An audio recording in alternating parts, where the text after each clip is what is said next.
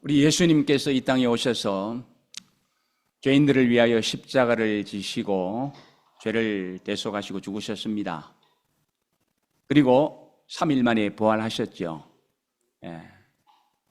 그런데 여러분들이 아시는 대로 부활하신 후에 바로 성천에 가지 않으시고 이 땅에 40일 동안 계셨습니다. 그러시다가 이제 예수님께서 성천에 올라가셨는데, 예수님께서 성천에 올라가시면서 아주 중요한 말씀을 하셨어요. 사도행전 1장 4절로 5절 말씀 한번 보실까요? 거기를 보시면 이렇게 말씀하십니다. 사도와 함께 모이사 그들에게 분부하여 이르시되 예루살렘을 떠나지 말고 내게서 들은 바 아버지께서 약속하신 것을 기다리라. 요한은 물로 세례를 베풀었으나 너희는 몇 날이 못되어 성령으로 세례를 받으리라 하셨느니라. 예수님께서 성천에 올라가시면서 성령 강림에 대해서 약속을 해 주셨던 것을 볼 수가 있습니다. 몇 날이 못되어서 성령을 받을 것이다. 자, 그런데 이제 성령이 언제 임하셨습니까? 사도행전 2장 1절로 3절 말씀 한번 보십시다. 여기를 보시면 오순절날이 이미 이르매 그들이 다 같이 한 곳에 모였더니 호련히 하늘로부터 급하고 강한 바람 같은 소리가 있어 그들이 앉은 온 집에 가득하며 마치 불의 혀같이 갈라지는 것들이 그들에게 보여 각 사람 위에 하나씩 임하여 있더니 라고 합니다. 성령 강림은 언제? 오순절날이었다고 말씀을 하고 있습니다. 자, 오순절날이 언제입니까? 예수님께서 부활하신 것으로 따진다면은 50일째 되는 날입니다. 그런데 예수님께서 성천에 가신 것으로 따진다면 10일이 되는 날입니다. 그리고 그날을 금년 2025년 현재의 시점으로 맞춘다면 바로 오늘입니다. 그래서 오늘 우리는 성령 강림주일로 지키고 있는 것입니다. 자, 그렇다면 예수님께서 성천에 가시면서 왜 성령을 보내주시겠다고 하셨을까요? 자, 요한복음 14장 16절 말씀을 한번 또 보십니다. 내가 아버지께 구하겠으니 그가 또 다른 보혜사를 너희에게 주사 영원토록 너희와 함께 있게 하리라. 이렇게 말씀입니다. 이 말씀에는 중요한 내용 두 가지가 들어 있습니다. 하나는 우리 예수님께서는 보혜사라는 사실입니다. 그리고 이제 그 보혜사이신 예수님께서 떠나가시기 때문에 또 다른 보혜사를 보내주시겠다라는 것입니다. 그래서 이제 그 보혜사는 떠나가지 아니하시고 영원히 함께하도록 하시겠다. 이렇게 말씀하고 있는 것입니다. 그런데 우리가 예수님께서 보혜사라는 것에 대해서는 익숙하지 않잖아요. 우리는 그냥 주로 예수님을 뭐라고 부릅니까? 주님이시다 이렇게 부르잖아요. 보혜사라고, 보혜사 예수님 이렇게 불러보신 적이 흔하나요? 거의 안 부르잖아요. 그러니까 이 보혜사라는 용어는 익숙하지 않아요. 그런데 오늘 예수님께서는 뭐라고 말씀하십니까? 예수님 자신이 보혜사라는 것을 가르쳐 주시고 계시는 것입니다. 그러시면서 이제 내가 떠나가면은 또 다른 보혜사라고 하잖아요. 예수님이 보혜사였는데 이제 그 보혜사인 예수님께서 떠나가시니까 또 보혜사가 필요하니까 이제는 다른 보혜사를 보내주실 것이라고 말씀하시는 것입니다. 자, 그러면 보혜사가 무엇이기에 보혜사가 떠나가시면서 또 다른 보혜사를 보내주신다고 말씀하시는 것입니까? 그래서 영원토록 이제는 떠나가지 않도록 하시겠다고 말씀하시는 것입니까?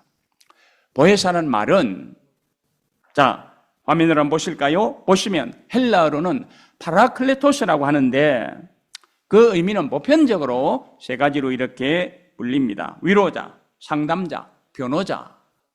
그래서 킹제임스 버전에서는 컴포터라고 이야기를 하고 그 RSV와 NIV에서는 카운슬러라고 이야기를 하고요. 그 다음에 이제 New RSV는 The Advocate라고 이야기를 하고 있는 것을 봅니다. 따라서 이렇게 이제 위로자, 상담자, 변호자 사역을 하시고 계시던 주님께서 떠나시니까 또 다른 보혜사이신 이제는 성령을 보내주셔서 성도로 하여금 힘을 얻게 하고 평안을 얻게 하고 기쁨을 누리게 하고 능력을 덧입게 해서 이 험한 세상을 살아갈 수 있도록 해 주시겠다고 지금 말씀을 하시고 계시는 것을 볼 수가 있습니다. 그러므로 우리는 이 위로자 되시고 그다음에 또 상담자 되시고 변호자 되시는 이 성령으로 충만해야 됩니다. 왜 그렇습니까? 우리가 살아가는 세상은 녹록지 않잖아요. 우리가 살다 보면은 어려운 일도 많이 생깁니다. 힘든 일도 생깁니다. 고달픈 일도 생깁니다. 눈물 날 일도 생깁니다. 위로받아야 됩니다. 능력도 입어야 됩니다. 그렇기 때문에 우리 주님께서는 이 보혜사를 보내주시겠다고 말씀하시는 것입니다. 여러분 많이 경험했잖아요. 살아가다 보면 때로는 내가 생각지도 않은 예기치 못한 일들이 막 닥치게 됩니다. 때로는 죄 문제로 갈등하게 됩니다. 때로는 사람과 사람 사이의 문제로 마음 아파하고 그것 때문에 참 신음해야 되는 일도 있습니다. 때로는 누구에게 말 못할 혼자만의 사정으로 고민하고 정말로 힘들어하는 그런 일도 생길 수가 있습니다. 이런저런 일이 생기면 어때요? 우리의 삶은 힘들고 참 피곤합니다. 그렇기 때문에 우리 주님은 모든 것을 아시잖아요. 그러니까 또 다른 보혜사를 보내주시겠다고 합니다. 그 보혜사 능력을 힘입지 않으면 어떻게 됩니까? 살아가다가 힘들면 그냥 누워버리고 싶다. 그냥 죽고 싶다. 그러다가 때로는 어떻게 해요? 진짜 그렇게 해버리는 사람들이 있잖아요. 그러나 이 보혜사의 능력을 덧입고 보혜사의 지배를 받는 사람은 어떤 상황 속에서도 이 막 가는 생각과 행동을 하지 않는다는 것 아닙니까? 왜요? 그분이 위로해 주시니까. 그분이 변호해 주시니까. 그분이 도와주시니까. 그런 차원에서 주님께서는 너희에게 보혜사가 필요하다. 그러니까 내가 이제 떠나니까 다른 보혜사를 너희에게 보내주겠다. 이렇게 말씀하시는 것입니다. 그리고 또 우리가 보혜사라고 할 적에 다른 차원에서 한번 생각할 것은 진리의 교사다라는 것도 한번 생각을 해야 됩니다. 요한복음 14장 26절 말씀 한번 보실까요? 거기를 보시면은 보혜사 곧 아버지께서 내 이름으로 보내실 성령 그가 너희에게 모든 것을 가르치고 내가 너희에게 말한 모든 것을 생각나게 하리라. 보세요. 보혜사는 진리의 영으로서 믿는 자들에게 진리를 가르치고 생각나게 하면서 계속해서 그들을 예수 그리스도의 진리로 이끌어 가신다는 것입니다. 그러므로 보혜사 성령으로 충만하면 그리스도에 대해서 밝히 알 수 있고 진리에 대해서 밝히 알 수 있기 때문에 혼돈하지 않습니다. 유혹에 빠지지도 않습니다. 믿음에 확실하게 서게 됩니다. 그러므로 예수님께서는 이 진리의 교사이신 안내를 받도록 하기 위해서라도 보혜사 성령을 보내주시겠다고 말씀하시는 것입니다. 세상 사는 사람들은 어떻게 생각합니까? 좀 더 과학 문명이 발달하면, 좀 더 세상이 밝아지면은, 여러 가지 면에서 또 의학, 의술이 발달하면은 살기 좋은 세상이 될 것이고 편안한 세상이 될 것이고 갈등을 하지 않는 세상이 될 것이고 덜 복잡한 삶을 살아갈 것이다. 이렇게 생각을 합니다.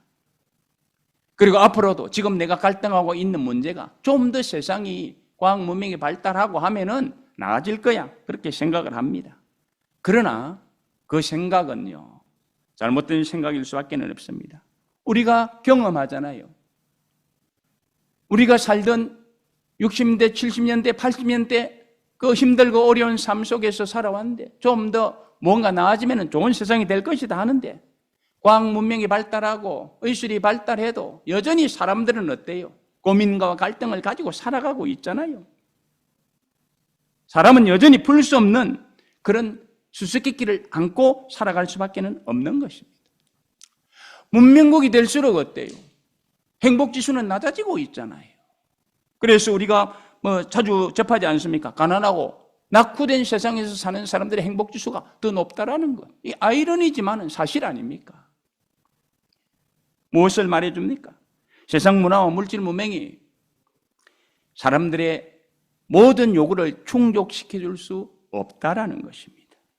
그래서 사람들은 더 새로운 것을 생각하고 추구하고 있는 것입니다. 그래서 신비로운 세계를 또 사모하기도 합니다. 그래서 기에 한번 심취해 보기도 하고 아니면은 어떤 심령과학이나 UFO 안 그러면 이제 무속신앙 또 귀신하고 좀 같이 접신을 해가지고 해보고 싶기도 하고 그런 사람들이 사실 많이 있는 것이 사실입니다. 그러나 이런 것들이 그 사람들의 마음을 충족시켜 줄까요? 바른 진리 가운데로 인도해 줄까요? 그들이 추구하는 모든 것을 해결해 줄 수 있을까요? 그렇지 않습니다. 거기에 심취하면 심취할수록요 또 혼돈 가운데 빠질 수밖에 없습니다. 그러나 우리 성령님은 다릅니다. 그분은 진리의 영입니다.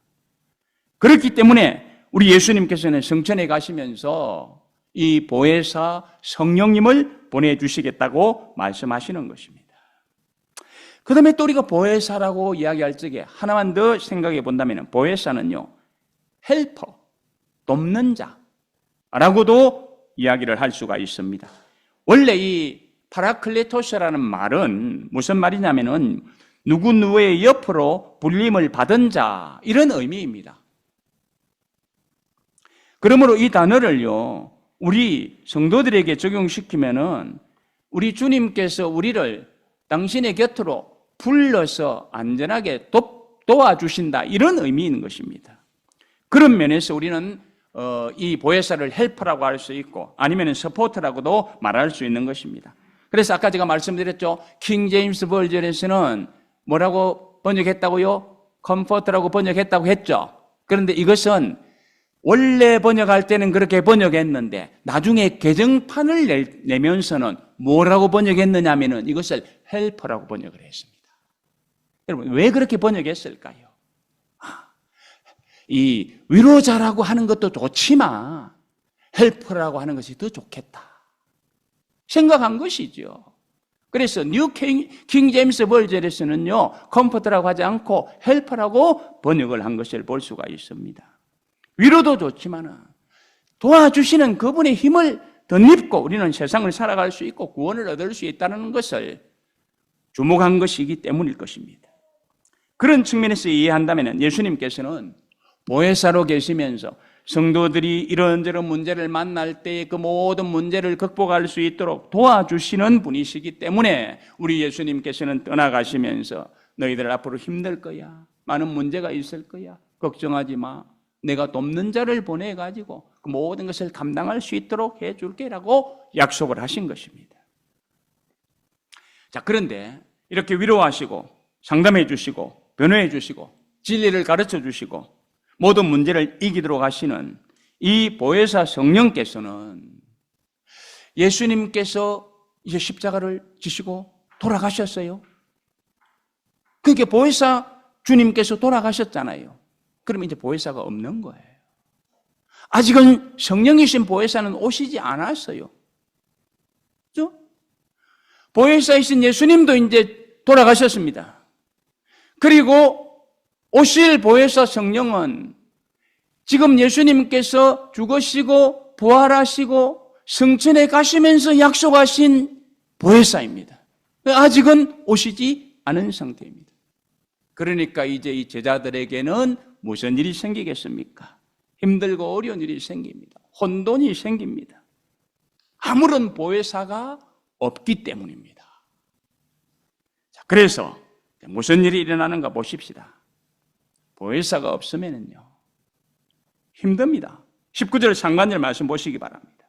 이날 곧 안식 후 첫날 저녁 때에 제자들이 유대인들을 두려워하여 모인 곳에 문들을 닫았더니라고 합니다. 자, 예수님께서 처형돼 버렸습니다. 보혜사가 없어요. 돌아가셨어요. 그러니까 이제 남은 제자들은 두려워합니다. 모여도 몰래 모입니다. 유대인들이 들킬까 봐 가서 몰래 모이고, 몰래 모였을 뿐만 아니라 어떻게 했다고요? 문을 꽁꽁 닫았다고 합니다. 지금 제자들이 이러고 있을 때입니까? 이러면 안 되는 것입니다. 왜입니까? 자, 마가복음 16장 15절 말씀 한번 보시기 바랍니다. 주님께서 제자들에게 이러신 말씀입니다. 뭐라고요? 또 이러시되 너희는 온 천하에 다니며 만민에게 복음을 전파하라. 사명을 주셨어요. 분명히 주님께서는 복음 전파의 사명을 주셨는데 이 제자들은 그 사명을 감당하고 있는 것이 아니라 어떻게 하고 있어요? 모여서 문을 닫아놓고 있는 것입니다. 그러면 안 되는데 말이에요. 지금 제자들은 뭐 해야 됩니까? 이제는 예수님께서 하신 말씀 그대로 거리를 활보하면서 복음 전파하는 그 일에 최선을 감당해 내야 되는 것입니다. 그리고 온 천하에까지 나아가서 복음을 전파해야 되는 것입니다. 그런데 그들은 그러지 못하고 문을 닫고 두려워가지고 움직이도 못하고 있습니다. 그리고 도마라는 사람은 어떻게 했습니까? 그냥 그 자리에서 뛰쳐나가 버렸어요. 제자들이 제자다운 모습을 보여주는 것이 없습니다. 왜 그렇습니까? 보혜사가 안 계시기 때문에 그런 거예요. 도와주는 분이 아무도 없기 때문에 그런 겁니다. 우리는 여기에서 아무런 도움을 입지 못하는 인간들은 무능한 존재구나. 맞습니까? 도움을 입지 못하는 인간들은 참 무능한 존재인 것을 봅니다. 자, 그런데 부활하신 예수님, 보혜사 예수님 아닙니까? 그 부활하신 예수님께서 이 무능한 제자들에게 찾아오십니다. 19절 하반절 말씀 보시기 바랍니다. 찾아오셔서 뭐라고 말씀하십니까? 너희에게 평강이 있을지어다. 그리고 21절 상반절 말씀도 한번 보시기 바랍니다. 거기 보시면 다시 한 번 더 말씀하십니다. 너희에게 평강이 있을지어다. 부활하신 예수님께서는 시 공간을 초월하시는 몸으로 변하던 모습을 가지지 않습니까? 그래서 두려워서 문을 꽁꽁 닫아놓고 있는 그 현장에도 주님께서는 나타나셨습니다. 그리고는 두 번에 걸쳐서 연거푸서 평강을 기원하시는 것을 볼 수가 있습니다. 왜 그럴까요? 지금 제자들은 두려워하고 있을 것이 아니라 평강을 가지고 주님이 주신 이 사명을 감당해야 되는 그런 자리로 나아가야 되는데 그러지 못하고 있는 이 겁쟁이들이기 때문에 일단 다시 찾아오신 보혜사께서 그들을 위로하시면서 격려하시는 것입니다. 그러면서 예수님께서 어떻게 하십니까? 자, 21절 하반절 말씀 보시기 바랍니다. 아버지께서 나를 보내신 것 같이 나도 너희를 보내노라. 여기 보낸다라는 말씀이 중요합니다. 헬라어로는 아포스텔로라는 말인데 이것은 파송한다라는 말이죠. 파송한다는 말은 무슨 의미가 있습니까? 어떤 권위자가 자기가 가진 권위를 그 사람에게 입혀주고 가서 일을 하도록 할 때에 파송이라는 말을 쓰잖아요. 한 나라의 대통령이 대사를 파송할 적에도 대통령이 가진 권위를 그 사람에게 넘겨주어서 가지고 가서 일을 하게 만드는 것이 파송 아닙니까? 그러므로 지금 예수님께서 제자들에게 아버지 하나님께서 나를 보내신 것 같이 나도 너희를 보낸다라고 할 적에는요, 그런 의미가 내포되어 있는 거예요. 그냥 제자들에게 야, 너희들에게 사명 주는데 이렇게 두려워하고 떨고 있어? 빨리 나가서 내가 이야기한 거 빨리 해! 이러지 않았다라는 것입니다. 아니, 두려워 떨고 있는 사람들에게 그냥 가서 일하라고 하는데 일할 수 있겠습니까? 안 되는 거예요. 그들에게 반드시 필요한 것이 무엇입니까? 재충전. 반드시 필요한 것입니다. 재충전시켜서 권능을 가지고 담대한 마음으로 나아가야 그 사명을 감당할 수가 있는 것입니다. 그래서 예수님께서는 찾아오셔서 평강을 말씀하시고 그리고 나 너희들 보낸다라고 하시면서 22절 그들을 향하여 숨을 내쉬며 성령을 받으라 이렇게 말씀하시는 것입니다. 이 말씀은 마치 하나님께서 흙으로 사람을 빚으시고 코에 생기를 훅 불어넣어주는 것 같은 그런 이미지를 우리에게 보여주고 있지 않습니까? 따라서 지금 주님께서 숨을 내쉬면서 성령을 받으라라는 말씀은 너희들이 그렇게 유약하고 연약한 존재이지만은 내가 너희에게 성령을 건네줄 테니까 그 성령을 받아서 공급받아서 이제는 능력 있게 활동해라 이 말씀인 것입니다. 따라서 여기에서 받으라는 말씀의 의미는 참으로 중요합니다. 이게 받으라는 말, 또 우리가 헬라어로 보면은요 람바노라고 하는 말인데 이 람바노라는 말은요 넘겨주면서 데려가도록 하는 것입니다. 권위 있는 자가 넘겨주면서 데려가도록 하는 것입니다. 이 예를 한번 들어보면 요한복음 18장 31절에서 이제 빌라도가 예수님을 재판하다가 유대인들에게 넘겨줍니다. 그러면 너희들이 데려가서 너희들 법대로 재판해라.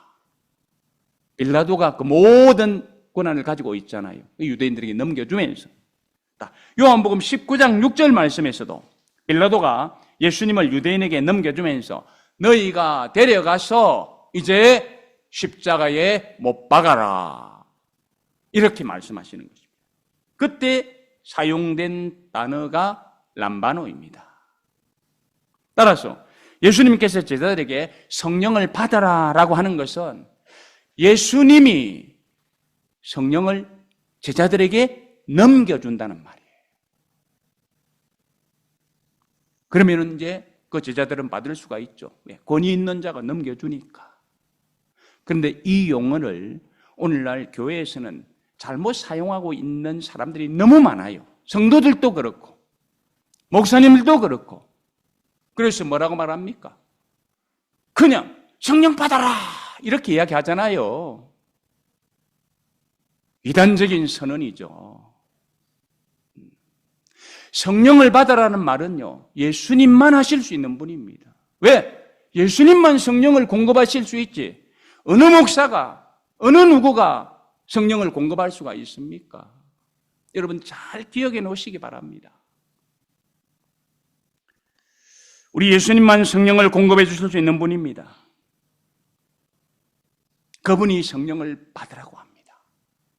우리는 그분이 받으라고 하는 성령을 받아야 됩니다. 그러면 예수님께서 왜 성령을 넘겨주시면서 받으라고 하시는 것입니까? 이유가 있습니다. 사도행전 1장 8절 말씀 한번 보실까요?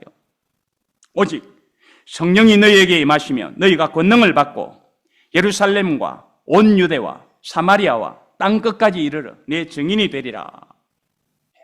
이것 때문입니다. 이것이 예수님께서 보혜사 성령을 주시는 이유이고 이것이 성도들이 성령으로 충만해야 될 이유입니다. 그런데 사람들은 어떻게 생각합니까? 성령 받으면 여러 가지 역사가 나타나죠. 그죠? 방언도 하고 예언도 하고 병 고치는 은사도 가지게 되고 등등 여러 가지 능력이 나타납니다. 여기에 생각을 고정시킵니다. 그래서 성령 받아서 자기 혼자 기분 좋다고 합니다. 자기 잘났다고 합니다. 성령을 주시는 목적, 분명히 복음 전파, 복음을 위한, 그죠? 거기에 주님께서는 모든 것을 맞추고 있는 것을 봅니다. 여기에서 만약에 우리 생각이 갈린다면 성령 받는 것 잘못된 것입니다.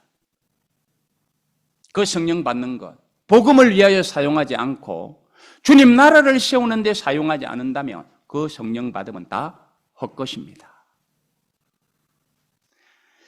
자, 이제 그러면 여러분들에게 한번 여쭤보겠습니다. 여러분들은 어떻게 살아가십니까? 복음을 위하여 받은 사명 잘 감당하시고 계십니까? 아니면 흔들립니까?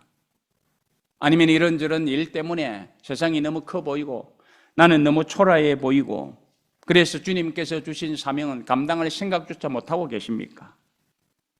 그래서 그냥 늘 이렇게 살아서는 안 되는데 이렇게만 말씀하고 살아갑니까? 죄를 이기는 것도 그렇습니다. 우리는 죄를 보면 이겨야 되는데 이기려고 하는데 또 돌아보면 저만큼 보면은 내가 죄 지은 흔적이 딱 보입니다. 그래서 절망합니다. 왜 그럴까요? 아직도 보혜사의 도움을 입지 못하고 있다는 증거입니다. 그러므로 이것을 이기기 위해서는 어떻게 해야 됩니까? 그 보혜사의 능력을 덧입어야 됩니다. 우리 주님께서 성령을 받으라고 하신 이 성령을 우리는 받아야 되는 것입니다. 성령으로 충만해야 되는 것입니다. 성령으로 충만한 사람은 담대하게 삽니다. 성령으로 충만한 사람은 능력 있게 삽니다. 성령으로 충만한 사람들은 죄를 이기고 살 수 있습니다. 왜? 성령은 파워이니까. 성령은 파이어라고 이야기하지 않습니까? 그러므로 성령으로 충만한 사람은요, 문 닫고 두려워할 이유가 없습니다. 주님이 주신 사명을 놓고 두려워할 필요도 없습니다. 그냥 거침없이 전진할 수가 있는 것입니다. 그런 삶을 살도록 하기 위해서 우리 주님께서는 제자들에게 성령 받으라고 말씀하시는 것이고 오늘을 살아가는 우리에게도 그런 도전을 받게 하시는 것입니다. 말씀을 정리합니다. 보혜사 성령으로 충만할 때 성령께서 어떻게 해야 되지? 가르쳐 주십니다. 도와주십니다. 위로해 주십니다. 변호해 주십니다. 상담도 해 주십니다. 그런 은혜를 누리고 살아가는 성도는 담대하게 세상을 이기고 살아갈 수가 있습니다. 주님께서 맡겨주신 사명 감당하면서 살아갈 수 있습니다. 세상을 살아가기가 힘드십니까? 피곤합니까? 어렵습니까? 염려가 많이 됩니까? 문제도 많이 안고 있습니까? 눈물 나는 일도 있습니까? 혼자 있으면 그럴 수 있습니다. 그러나 보혜사 성령이 도와주시면 감당할 수가 있습니다. 찬송하면서 주님의 뜻을 이루는 사명자로 살아갈 수가 있습니다. 바라기는 이 성령 강림 주일에 함께 예배하는 저와 여러분들이 성령으로 충만하셔서 이런 삶을 살아낼 수 있기를 바랍니다. 그러면 이제 목사님 어떻게 성령 충만하죠? 물으시겠죠. 다음 주일에 말씀드리겠습니다. 기도하겠습니다.